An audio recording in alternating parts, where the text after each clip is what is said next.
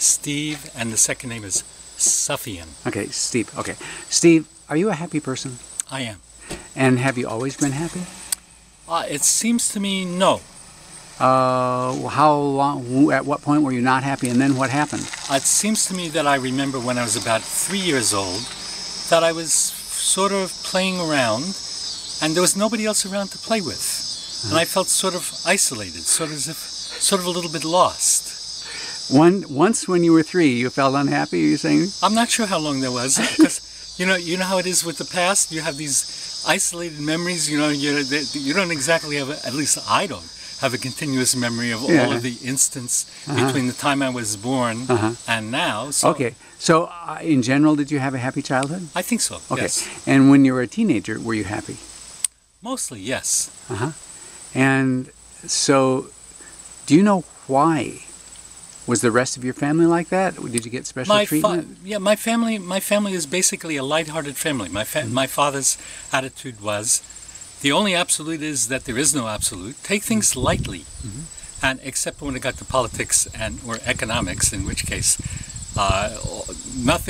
no holds were barred, and in fact the neighbors were calling 911 and when he would get into an argument with one of the neighbors and they would be screaming at each other. Oh, wow. But except for that, generally speaking, his attitude was take things lightly. Okay, and so would you say now, I mean, I know some things about you that are very deeply joyful. Okay. And intelligent too. Okay. Was there so were you like a normal happy teenager and then something extra good happened? Would you say that? Or that's a leading question because I know you'd like to talk about some things. So the thing is, in terms of my experience, is when the 60s arose and we began to become aware that there was something more than the material waking state view of the world, there was something more than what we were learning in books, in college or in school or something or other. There was something deeper. And we were looking for ways, we would get flashes of that, and we were looking for ways to experience that routinely and sustainably. And I was planning on going to Northern California to go to some Zen retreat, but somehow or another made it there. That's because my fiancée had in her mind the idea, I know what that is. It's men in the fields, women in the kitchen. So I never managed, but one day my fiancée said to me, our friends just started TM, Transcendental Meditation. Oh yeah, I know what that is. Maharishi was on the cover of Life magazine. How spiritual can that be? So, but it was available, and Northern California was not available. I was in LA at the time. So, grudgingly, I started TM. What happened was, I learned in downtown Los Angeles. When I trudged to the TM Center in downtown Los Angeles, it was smoggy, it was hot, it was noisy, because the TM Center was a block away from Wilshire Boulevard, which is an 8-lane highway, and a block away from Sunset Boulevard, which is also an 8-lane highway. So it was smoggy and it was noisy and it was all of these things. And so I went in and I thought, nothing is going to happen.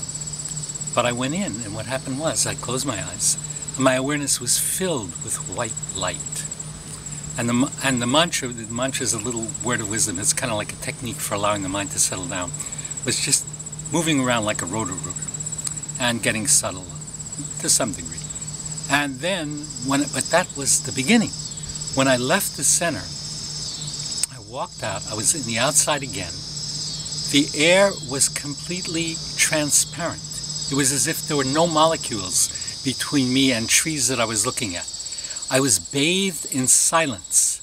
But, it was probably around 1 o'clock, so the cars must have been zooming around the way they always were, but the inner silence was there.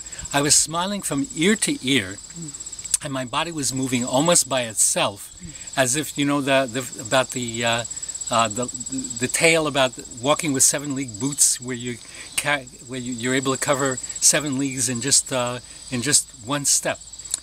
So, and I had so much energy. This has sustained itself. There may be days, when it's a little this, a little that, but overall, that was just the beginning.